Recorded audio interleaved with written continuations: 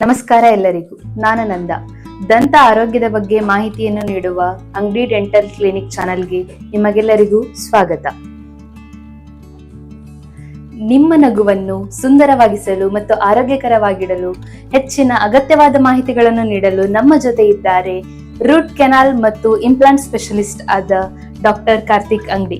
ನಮಸ್ತೆ ಸರ್. ನಮಸ್ತೆ. ಸಾಮಾನ್ಯವಾಗಿ ಎಲ್ಲರಿಗೂ ಕಾಡುವಂತ ದಂತ ಸಮಸ್ಯೆದ ಮೂಲ ಕಾರಣಗಳನ್ನ ಈಗ ನಮ್ಮ ಜೊತೆಗಿರುವಂತಹ ಡಾಕ್ಟರ್ ಕಾರ್ತಿಕ್ ಅಂಗಡಿ ಸರ್ ಅವರು ತಿಳಿಸ್ಕೊಡ್ತಾರೆ. ಸೊ ಇದರಲ್ಲಿ ಮೂಲ ಕಾರಣಗಳಲ್ಲಿ ಏನೇನು ಬರುತ್ತೆ ಅಂದರೆ, ಫಸ್ಟ್ ಶುಗರಿ ಐಟಮ್ಸ್, ಅಂದರೆ ಶುಗರ್ ಜಾಸ್ತಿ, ಚಾಕ್ಲೇಟ್ಸ್ ತಿನ್ನೋದು, ಜಾಸ್ತಿ ಸ್ಟಿಕ್ಕಿ ಫುಡ್ ತಿನ್ನೋದು, ಅಂದರೆ ಅಂಟಿನಂಥ ಪದಾರ್ಥ, ಇದರಿಂದ ಹುಳುಕಲ್ಲಾಗುತ್ತೆ. ನೆಕ್ಸ್ಟ್ ಬಂದ್ಬಿಟ್ಟು soft diet and carbonated drinks, ಅಂದರೆ ಕೋಲ್ಡ್ ಡ್ರಿಂಕ್ಸ್, ಇದರಿಂದ ಏನಾಗುತ್ತೆ ಹುಳುಕಲ್ಲು ಜಾಸ್ತಿ ಆಗುತ್ತೆ. ಆಮೇಲೆ ಬಂದ್ಬಿಟ್ಟು ಇಂಪ್ರಾಪರ್ ಬ್ರಷಿಂಗ್, ನೀಟಾಗಿ ಹಲ್ಲು ಬ್ರಷ್ ಮಾಡದೇ ಇರೋದು, ಫ್ಲಾಸ್ ಮಾಡದೇ ಇರೋದು, ಮೌತ್ ವಾಶ್ ಯೂಸ್ ಮಾಡದೇ ಇರೋದು, ಇದರಿಂದ ಎಲ್ಲ ಏನಾಗುತ್ತೆ ಹುಳುಕಲ್ಲು ಆಗುತ್ತೆ. ಆಮೇಲೆ ಇನ್ನೂ ಒಂದು ಬಂದ್ಬಿಟ್ಟು ಹ್ಯಾಬಿಟ್ಸ್, ಸ್ಮೋಕಿಂಗು, ಪಾನ್ ಚೂವಿಂಗು, ಇಲ್ಲ ಟೊಬ್ಯಾಕೊ ಚೂವಿಂಗ್, ಇದರಿಂದ ಏನಾಗುತ್ತೆ ಹುಳುಕಲ್ಲು ಜಾಸ್ತಿ ಆಗುತ್ತೆ. ಇದೆಲ್ಲ ಕಾರಣಗಳು ಮೂಲವಾದ ಕಾರಣಗಳು. ಇವಾಗಿನ ನಮ್ಮ ಜೀವನ ಶೈಲಿ, ಆಮೇಲೆ ನಮ್ಮ ಲೈಫ್ ಸ್ಟೈಲ್ ಎಲ್ಲ ಚೇಂಜ್ ಆಗಿರೋದ್ರಿಂದ ಹೆಚ್ಚಿನ ಶುಗರ್ ಕಂಟೆಂಟ್ ಅನ್ನು ಜಾಸ್ತಿ ಆಹಾರ ಪದಾರ್ಥಗಳ ಮೂಲಕ ಕನ್ಸ್ಯೂಮ್ ಮಾಡ್ತಾ ಇದೀವಿ. ಹಾಗಾದ್ರೆ ನಮ್ಮ ಮನೆಯಲ್ಲಿ ಈಗ ಯಾವ ರೀತಿಯಾದ ಆರೈಕೆಯನ್ನ ನಾವು ಹಲ್ಗಳಿಗೆ ಅಥವಾ ಟೀತ್ ಅನ್ನ ಕ್ಲೀನ್ ಆಗಿ ಇಟ್ಕೋಬಹುದು ಸರ್ ಅಂತ? ಇದರಲ್ಲಿ ಏನಿದೆ ಅಂದರೆ, 2 ಸಲ ನಾವು ಡೈಲಿ ಬ್ರಷ್ ಮಾಡಲೇಬೇಕು. ಅದರಲ್ಲಿನೂ ಕೂಡ ಏನಾಗುತ್ತೆ, 2 ನಿಮಿಷ ನಾವು ನೀಟಂಗೆ ಬೆಳಗ್ಗೆ ಮತ್ತು ಸಂಜೆ ನೀಟಂಗೆ 2 ಸಲ ಬ್ರಷ್ ಮಾಡಲೇಬೇಕು.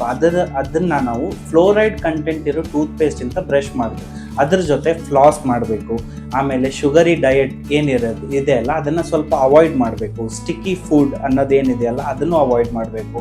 ಆಮೇಲೆ ಪ್ರತಿ ಸಲ ನಾವು ಊಟ ಮಾಡಿಂದ ಏನಿದೆಯಲ್ಲ ಸ್ವಲ್ಪ ಬಾಯಿಗೆ ನೀರು ಹಾಕಿ ಚೆನ್ನಾಗಿ ಶುಷ್ ಮಾಡಿ ಉಗುಳ್ಬೇಕು. ಅದರಿಂದ ಏನಾಗುತ್ತೆ, ನಾವು ಹುಳುಕಲ್ಲಾಗೋ ಚಾನ್ಸಸ್ನ ನಾವು ಕಡಿಮೆ ಮಾಡ್ಬೋದು. ನೀವು ಹೇಳಿದ್ರಲ್ಲ ಸರ್, ಇವಾಗ 2 ಟೈಮ್ ಬ್ರಷ್ ಮಾಡಬೇಕು ಅಂತ ಹೇಳಿದ್ರಿ, ಶುಗರಿ ಫುಡ್ ನ ಕನ್ಸ್ಯೂಮ್ ಮಾಡೋದು ಕಡಿಮೆ ಮಾಡಬೇಕು ಅಂತ ಹೇಳಿದ್ರಿ. ಹಾಗಾದ್ರೆ ಈಗ ಮಕ್ಕಳು ಮತ್ತು ವಯಸ್ಕರ ದಂತ ಆರೋಗ್ಯದ ಬಗ್ಗೆ ಏನಾದ್ರು ವ್ಯತ್ಯಾಸ ಇರುತ್ತಾ ಸರ್?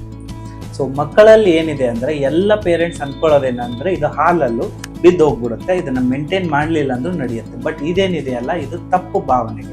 ಮಕ್ಕಳನ್ನ ಹಲ್ಲು ಚಿಕ್ಕವರಿದ್ದಾಗಂತ್ರನೇ ಮಕ್ಕಳಿಗೆ ಹಲ್ಲು ಬ್ರಷ್ ಮಾಡಿಸ್ಬೇಕು, ಅವ್ರಿಗೆ ಕ್ಲೀನಾಗಿ ಇಡಿಸ್ಬೇಕು. ಅದರಿಂದ ಏನಾಗುತ್ತೆ, ಬರೋ ಹಲ್ಲು ಏನಿದೆ ಅಲ್ಲ, ಪರ್ಮನೆಂಟ್ ಹಲ್ಲು ಬರೋದೇನಿದೆ ಅಲ್ಲ ಅದು ಹೆಲ್ದಿಯಾಗಿ ಬರುತ್ತೆ. ಸೊ ಮಕ್ಕಳಿಗೆ ಪ್ರತಿ ಸಲ ನೀವು ಏನೇ ಕೊಡಿ, ಸಣ್ಣದಾದ ಸ್ವೀಟ್ ಕೊಡಿ, ಊಟ ಮಾಡಿಸಿ, ಏನೇ ಮಾಡಿಸಿದ ಮೇಲೂ ನೀಟಂಗಾಗಿ ಬಾಯಿ ತೊಳಸ್ಲೇಬೇಕು. ಇಲ್ಲ ಅಂದರೆ ಏನಾಗುತ್ತೆ, ಅದು ಹಲ್ಲಿನ ಮೇಲೆ ಮೆತ್ತುಕೊಂಡು ಅದರಿಂದ ಹುಳುಕಲ್ಲಾಗಕ್ಕೆ ಸ್ಟಾರ್ಟ್ ಆಗುತ್ತೆ. ವಯಸ್ಕರ ಏಜ್ ಗ್ರೂಪಲ್ಲಿ ಆ ಥರ ಏನು ಸಮಸ್ಯೆ ಬರಲ್ಲ. ಯಾಕಂದರೆ ಅವ್ರು ನೀಟಂಗೆ ಬ್ರಷ್ ಮಾಡಲೇಬೇಕು. ಆಮೇಲೆ ಏನಾಗ್ತಾರೆ, ಎಲ್ಲೋ ಹೊರಗಡೆ ಹೋದಾಗ ಏನಾಗುತ್ತೆ, ಸುಮ್ಮನೆ ಬಾಯಿಗೆ ನೀರು ಹಾಕಿ ಚೆನ್ನಾಗಿ ಬಾಯಿನ ತೊಳ್ಕೊಂಡ್ಬಿಟ್ರೆ ಮುಗಿದು ಹೋಗ್ಬಿಡುತ್ತೆ. ಇದು 2 ವ್ಯತ್ಯಾಸ ಇರುತ್ತೆ. ಹಾಗಾದ್ರೆ ಇವಾಗ ನೀವು ಹೇಳಿದ್ರಲ್ಲ ಸರ್, ಇಷ್ಟೆಲ್ಲ ಮಕ್ಕಳು ಮತ್ತು ಏನು ಡಿಫ್ರೆನ್ಸ್ ಇರಲ್ಲ, ಮಕ್ಕಳು ಮತ್ತು ವಯಸ್ಕರ ಮಧ್ಯೆ ಅಷ್ಟೊಂದು ವ್ಯತ್ಯಾಸ ಇರೋದಿಲ್ಲ ಅಂತ ಹೇಳ್ಬಿಟ್ಟು, ಅವರು ಏನಾದ್ರೂ ಸಮಸ್ಯೆಗಳು ಕಂಡು ಬಂದ್ರೆ ವೈದ್ಯರನ್ನ ಯಾವಾಗ ಭೇಟಿ ಮಾಡ್ಬೇಕು ಅಂತ?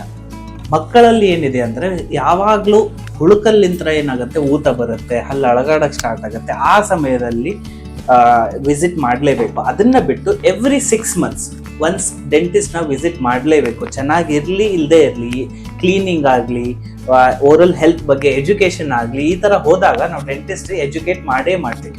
So it is mandatory. ಅವಶ್ಯವಾಗಿ ಎವ್ರಿ 6 ತಿಂಗಳಿಗೊಮ್ಮೆ ಡೆಂಟಿಸ್ಟ್ನ ವಿಸಿಟ್ ಮಾಡಲೇಬೇಕು. ಹಾಗಾದ್ರೆ ಸರ್, ಇವಾಗ ನೀವು ಹೇಳಿದ್ರಿ ಹಾಲಲ್ಲಿ ಹುಟ್ಟುತ್ತೆ ಅಂತ. ಹಾಲಲ್ಲಿ ಹುಟ್ಟಾದ್ಮೇಲೆ ಬಿದ್ದ ನಂತರ ಪರ್ಮನೆಂಟ್ ಹಲ್ಲು ಯಾವಾಗ ಹುಟ್ಟುತ್ತೆ? ಆಮೇಲೆ ಕೆಲವೊಂದಿಷ್ಟು ಜನ ಹೇಳ್ತಾ ಇರ್ತಾರೆ, ಲೈಕ್ ಈಗ ಹಲ್ಲು ಬೇಗ ಹುಟ್ಟಿದ್ರೆ ಬೇಗ ಬೀಳುತ್ತೆ ಅಂತ ಹೇಳ್ತಾರೆ. ಇದು ಮಿತ್ತ ಅಥವಾ ನಿಜಾನ ಅಂತ?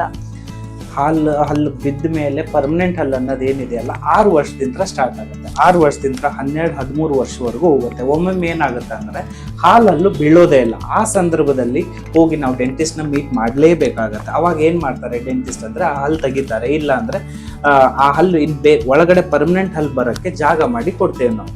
ಇದೊಂದು. ಆಮೇಲೆ ನೀವು ಕೇಳಿದ್ರಿ, ಬೇಗ ಹಲ್ಲು ಹುಟ್ಟಿದ್ರೆ ಬೇಗ ಹಲ್ಲು ಬಿದ್ದುಬಿಡುತ್ತೆ ಅಂತ. ಅದು ಅನ್ನೋದೇನಿದೆಯಲ್ಲ ಅದೊಂದು ಕಂಪ್ಲೀಟ್ ಮೂಢನಂಬಿಕೆ. ಅದನ್ನ ಈ ಡೆಂಟಿಸ್ಟ್ಗೆ ರಿಲೇಷನ್ ಏನೂ ಇರೋದಿಲ್ಲ. ನೀವು ಹೇಳಿದ್ರಿ ಸರ್, ಈಗ ಪಾನ್ ಮಸಾಲ ತಿನ್ನೋರು ಕೂಡ ಸಾಫ್ಟ್ ಬ್ರಷ್ ಯೂಸ್ ಮಾಡ್ಬೇಕು ಅಂತ ಹೇಳ್ಬಿಟ್ಟು. ಆದ್ರೆ ಯಾವುದೇ ತರ ಬ್ರಷ್ ಯೂಸ್ ಮಾಡಿದ್ರು, ಹಾರ್ಡ್ ಬ್ರಷ್ ಮಾಡಿದ್ರು, ಸಾಫ್ಟ್ ಬ್ರಷ್ ಯೂಸ್ ಮಾಡಿದ್ರು, ಅವ್ರ ಹಲ್ಗಳಲ್ಲಿ ಕಲೆಗಳು ಹಾಗೆ ಇರುತ್ತೆ. ಅವ್ರು ಏನ್ ಮಾಡ್ಬೇಕು ಆ ಟೈಮಲ್ಲಿ? ಆ ಒಂದು ಇದರಲ್ಲಿ ಏನು ಮಾಡ್ಬೇಕಂದ್ರೆ, ಪಾನ್ ಮಸಾಲ ತಿನ್ನೋರು ಏನಿದಾರಲ್ಲ ಅವರು ಪಾನ್ ಮಸಾಲ ತಿನ್ನೋದು ಬಿಡಬೇಕು. ಬಿಡಲೇಬೇಕು. ಇಲ್ಲ ಅಂದ್ರೆ ಏನಾಗುತ್ತೆ, ಅದೇ ಕಂಟಿನ್ಯೂ ಮಾಡೋದ್ರಿಂದ ಹಲ್ಲು ಫುಲ್ ಬ್ಲ್ಯಾಕ್ ಆಗಿ ಹೋಗ್ಬಿಡುತ್ತೆ. ಆವಾಗ ಹುಳುಕಲ್ಲಾದ್ರೂ ಗೊತ್ತಾಗೋದೇ ಇಲ್ಲ. ಆ ಸಮಯದ ಅವರು ಬಿಡಬೇಕು ಅಂತ ಇದ್ದಾಗ ಫಸ್ಟ್ ಏನು ಮಾಡ್ಬೇಕಂದ್ರೆ ಎಲ್ಲ ಹಲ್ಲನ್ನು ಫಸ್ಟ್ ಕ್ಲೀನ್ ಮಾಡಿಸ್ಬೇಕು. ಕ್ಲೀನ್ ಮಾಡಿಸಿ ಅದಾದ ತಕ್ಷಣ ಸಾಫ್ಟ್ ಅಥವಾ ಮೀಡಿಯಂ ಟೂತ್ ಬ್ರಷ್ನ ಉಪಯೋಗಿಸ್ಬೋದು. ಇವಾಗ ಹೇಳಿದ್ರಲ್ಲ ಸರ್ ಯಾವ ತರ ಬ್ರಷ್ ಯೂಸ್ ಮಾಡಬೇಕು ಅಂತೇಳಿ, ಕೆಲವೊಂದಿಷ್ಟು ಜನಕ್ಕೆ ಆಗ್ಲಿ ಸ್ಪೆಷಲಿ ನನಗೂ ಕೂಡ ಯಾವ ತರ ಬ್ರಷ್ ಮಾಡಬೇಕು ಪ್ರಾಪರ್ಲಿ ಆಗಿ ಅನ್ನೋದು ಇನ್ನೂ ಕೂಡ ಗೊತ್ತಿಲ್ಲ. ಅದನ್ನ ನೀವು ನಂಗೆ ತಿಳಿಸ್ಕೊಡಿ ಅಂತ. ಸರಿ, ಹಾಗಿದ್ರೆ ಇವಾಗ ನಾನು ಪ್ರಾಪರ್ ಆಗಿ ಹೆಂಗ್ ಬ್ರಷ್ ಮಾಡಬೇಕು ಅನ್ನೋದನ್ನ ನಾನು ತಿಳಿಸ್ಕೊಡ್ತೇನೆ. ಸೊ ಇವಾಗ ನಾವು ಹಲ್ಲನ್ನ ಯಾವ ರೀತಿ ಬ್ರಷ್ ಮಾಡೋದು ಅನ್ನೋದನ್ನ ನೋಡೋಣ. ಸೊ ಫಸ್ಟ್ ಬ್ರಷ್ ತಗೊಂಡು ಅದಕ್ಕೆ ನಾವು ಒಂದು ಪೀನಟ್ ಸೈಜ್ ಅಂದ್ರೆ ಒಂದು ಕಡಲೆ ಬೀಜದಷ್ಟು ಟೂತ್ ಪೇಸ್ಟ್ ತಗೋಬೇಕು. ಇಷ್ಟು ಟೂತ್ ಪೇಸ್ಟ್ ತಗೊಳ್ಳೋ ಹಾಗಿಲ್ಲ. ಪೇಸ್ಟ್ ತಗೊಂಡು ಏನ್ ಮಾಡಬೇಕು, 3 teeth at a time, 3 ಹಲ್ಲ ಒಟ್ಟಿಗೆನ ಬ್ರಷ್ ಮಾಡಬೇಕು. ಬ್ರಷ್ ನ ನಾವು ಅರ್ಧ ಒಸಡು ಅರ್ಧ ಹಲ್ ಮೇಲೆ ಇಟ್ಟು ರೌಂಡ್ ಆಗಿ ಬ್ರಷ್ ಮಾಡಬೇಕು. ಫಸ್ಟ್ ನಾವು ಹೊರಗಡೆಯಿಂದ, ಆಮೇಲೆ ಒಳಗಡೆಯಿಂದ, ಆಮೇಲೆ ಮೇಲ್ಗಡೆ ಸರ್ಫೇಸ್, ಇದನ್ನ ಈ ತರ ಬ್ರಷ್ ಮಾಡ್ಬೇಕು. ಇಷ್ಟ ಅಲ್ದೇನೆ ಇಲ್ಲಿ ಒಳಗಡೆ ಬ್ರಷ್ ಮಾಡೋದನ್ನ ಎಲ್ಲರೂ ಮರ್ತ್ ಬಿಡ್ತಾರೆ. ಮೇಲ್ಗಡೆ ಹಲ್ಲ, ಇದು ಮೇಲ್ಗಡೆ ಹಲ್ ಈ ಕಡೆ ಆದ್ಮೇಲೆ ನೆಕ್ಸ್ಟ್ ತೆಳಗಡೆನೂ ಕೂಡ ಅದೇ ರೀತಿ 45 ಡಿಗ್ರಿ ಆಂಗುಲೇಷನ್, ಅರ್ಧ ಬ್ರಷ್ ಒಸಡ್ ಮೇಲೆ, ಅರ್ಧ ಬ್ರಷ್ ಹಲ್ ಮೇಲೆ ಇಟ್ಟು ರೌಂಡ್ ಆಗಿ ಬ್ರಷ್ ಮಾಡಬೇಕು. ಹೊರಗಡೆ ಸರ್ಫೇಸ್, ಒಳಗಡೆ ಸರ್ಫೇಸ್, ಆಮೇಲೆ ಮೇಲ್ಗಡೆ ಸರ್ಫೇಸ್. ಇಷ್ಟ ಆದ್ಮೇಲೆ ನೆಕ್ಸ್ಟ್ ನಾವು ಮುಂದೆ ಏನಿದೆಯಲ್ಲ ಈ ತರ ಬ್ರಷ್ ಮಾಡಬೇಕು. ಇಷ್ಟೆಲ್ಲ ಆದ್ಮೇಲೆ ನಾವು ಮರೆಯೋದೇನಂದ್ರೆ ಬ್ರಷಿಂಗ್ ಆಫ್ ಟಂಗ್, ನಾಲ್ಗೆನ ಬ್ರಷ್ ಮಾಡೋದೇ ಇಲ್ಲ. ಸೊ ನಾಲ್ಗೆನೂ ಕೂಡ ನಾವು ಈ ತರ ಬ್ರಷ್ ಮಾಡಲೇಬೇಕು. ಇದು ಬ್ರಷ್ ಮಾಡುವ ವಿಧಾನ. ಡೈಲಿ ಮಾರ್ನಿಂಗ್ ಅಂಡ್ ನೈಟ್ 2 ನಿಮಿಷ ಬ್ರಷ್ ಮಾಡಲೇಬೇಕು. ಹಾಗಾದ್ರೆ ಸರ್ ಇವಾಗ ನೀವು ಬ್ರಷ್ ಮಾಡೋದನ್ನ ಕೂಡ ಹೇಳ್ಕೊಟ್ರಿ ನಮ್ಗೆ. ಈಗ ನಂತರ ಹೇಳ್ಬೇಕಂತಂದ್ರೆ ಒಬ್ಬೊಬ್ಬರಿಗೆ ಹಲ್ಗಳು ಒಂದ್ರ ಮೇಲೆ ಒಂಥರ ಈಗ ಅಂಟ್ಕೊಂಡಿರುತ್ತೆ, ಆಮೇಲೆ ಹೆಚ್ಚು ಕಡಿಮೆ ಬಂದಿರುತ್ತೆ ಹಲ್ಗಳು, ಹಿಂದೆ ಮುಂದೆ ಕೂಡ ಆಗಿರುತ್ತೆ. ಅವ್ರಿಗೆ ಏನಾದ್ರೂ ನೀವು ಟ್ರೀಟ್ಮೆಂಟ್ ಕೊಡ್ತೀರಾ? ಅಂಥವ್ರ ಕೇಸಸ್ ಅಲ್ಲಿ ನಾವೇನ್ ಮಾಡ್ತೀವಿ, ಕ್ಲಿಪ್ ಟ್ರೀಟ್ಮೆಂಟ್ ಅಂತ ಒಂದು ಮಾಡ್ತೀವಿ. ಅದನ್ನ ಅದರಲ್ಲಿ ಏನ್ ಮಾಡ್ತೀವಿ ಅಂದ್ರೆ ಹಲ್ಲನ್ನ ನೀಟಾಗಿ ಅಲೈನ್ಮೆಂಟ್ ಮಾಡಬೇಕು. ಅದನ್ನ ಮಾಡದೇ ಇದ್ರೆ ಏನಾಗ್ಬೋದು ಅಂತನೂ ನೀವು ಕೇಳ್ಬೋದು. ಅದನ್ನ ಮಾಡದೇ ಇದ್ರೆ ಏನಾಗುತ್ತೆ ಅಂದ್ರೆ ಆ ಹಲ್ಲಲ್ಲಿ ನೀಟಾಗಿ ಬ್ರಷ್ ಮಾಡಕ್ ಆಗಲ್ಲ, ಅಲ್ಲಿ ಊಟ ಸಿಕ್ಕಾಕೊಳ್ಳೋದು, ಹುಳುಕಲ್ಲಾಗೋದು, ಬ್ಯಾಡ್ ಬ್ರೆತ್ ಬರೋದು, ಇದೆಲ್ಲ ಸಮಸ್ಯೆ ಉಂಟಾಗತ್ತೆ. ಅದಷ್ಟೇ ಅಲ್ಲದೆ ಏನಾಗುತ್ತೆ, ಬ್ಯಾಲೆನ್ಸ್ ಇರೋದಿಲ್ಲ. ಫೋರ್ಸಸ್ ನಾವೇನಂತ ಕರಿತೀವಿ, ಫೋರ್ಸಸ್ ಬ್ಯಾಲೆನ್ಸ್ ಇಲ್ಲದೆ ಇದ್ದಾಗ ಅವ್ರಿಗೆ ಏನಾಗುತ್ತೆ ಅಂದ್ರೆ ಇಲ್ಲಿ ಕಿವಿಯಲ್ಲಿ ಕಟ್ ಅಂತ ಹೇಳಿ ಸೌಂಡ್ ಪದೇ ಬರ್ತಾನೆ ಇರುತ್ತೆ. ಈ ಎಲ್ಲ ತೊಂದರೆಗಳು ಹಲ್ಲು ನೀಟಾಗಿ ಅಲೈನ್ಮೆಂಟ್ ಇಲ್ಲದೆ ಇರುವಾಗ ಬರುತ್ತೆ. ಅವರಿಗೆ ಕ್ಲಿಪ್ ಟ್ರೀಟ್ಮೆಂಟ್ ಮಾಡಿಸೋದೇ ಒಂದು ಟ್ರೀಟ್ಮೆಂಟ್ ಆಗಿರುತ್ತೆ. ಎಲ್ಲರಿಗೂ ಈಗ ಕ್ಲಿಪ್ ಟ್ರೀಟ್ಮೆಂಟ್ ಮಾಡಿಸ್ಲೇಬೇಕಾ ಅಥವಾ ಏನಾದ್ರೂ ಅದಕ್ಕೆ ಏಜ್ ಲಿಮಿಟ್ ಇದೆಯಾ? ಏಜ್ ಲಿಮಿಟ್ ಅಂತ ಕ್ಲಿಪ್ ಟ್ರೀಟ್ಮೆಂಟ್ಗೆ ಇಲ್ಲ. ಯೂಶಲಿ ಏನಾಗುತ್ತೆ ಅಂದ್ರೆ 14 ಇಯರ್ಸ್ 15 ಇಯರ್ಸ್ ಅಂದ್ರೆ ಸ್ವಲ್ಪ ದೊಡ್ಡವ್ರು ಆದ ತಕ್ಷಣ ಮಕ್ಕಳು, ಅವಾಗ್ಲಿಂತ್ರನೇ ನಾವು ಕ್ಲಿಪ್ ಟ್ರೀಟ್ಮೆಂಟ್ ನ ಸ್ಟಾರ್ಟ್ ಮಾಡ್ತೀವಿ. ಯಾಕಂದ್ರೆ ಅವ್ರ ಮೂಳೆ ಅನ್ನೋದೇನಿದೆಯಲ್ಲ ಫ್ಲೆಕ್ಸಿಬಲ್ ಇರುತ್ತೆ, ತುಂಬಾ ಮೃದುವಾಗಿರುತ್ತೆ, ಬೇಗ ಟ್ರೀಟ್ಮೆಂಟ್ ಆಗ್ಬಿಡುತ್ತೆ. ಆಮೇಲೆ ಈ ಏಜ್ ವರೆಗೂ ಮಾತ್ರ ಅಂತ ಇರೋಲ್ಲ, 40-42 ಇಯರ್ಸ್ ವರೆಗೂ ಸುಮಾರು ಜನ ಟ್ರೀಟ್ಮೆಂಟ್ ಮಾಡಿಸ್ಕೊಂಡಿರೋದನ್ನ ನಾನು ನೋಡಿದ್ದೀನಿ. ಈ ಕ್ಲಿಪ್ಸ್ ಹಾಕ್ಸಿದ ನಂತರ ಅವ್ರ ಆಹಾರ ಪದ್ಧತಿಗಳಲ್ಲಿ ಏನಾದ್ರು ಬದಲಾವಣೆಗಳನ್ನ ಇರುತ್ತಾ ಸರ್? ನೀವೇನಾದ್ರೂ ಅವ್ರಿಗೆ ಸಜೆಷನ್ಸ್ ನ ಕೊಡ್ತೀರಾ?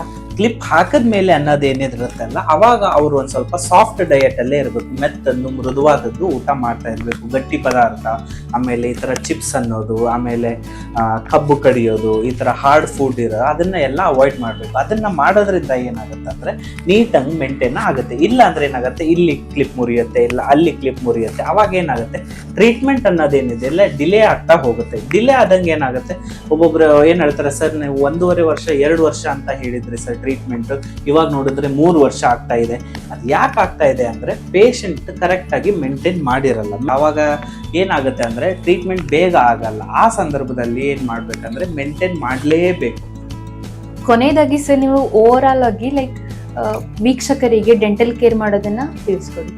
ನಾನು ಎಲ್ರಿಗೂ ಹೇಳೋದೇನಂದ್ರೆ ಫಾಲೋ 2-2-2 ರೂಲ್. ಅಂದ್ರೆ 2 times ಡೈಲಿ ಬ್ರಷ್ ಮಾಡಲೇಬೇಕು ಫಾರ್ 2 minutes, 2 ನಿಮಿಷ ಅಂದ್ರೆ 20 ಸೆಕೆಂಡ್ ಎಲ್ಲ ಅಲ್ಲಿಗೂ ಟೈಮ್ ಕೊಟ್ಟು ನಾವು ಬ್ರಷ್ ಮಾಡಲೇಬೇಕು.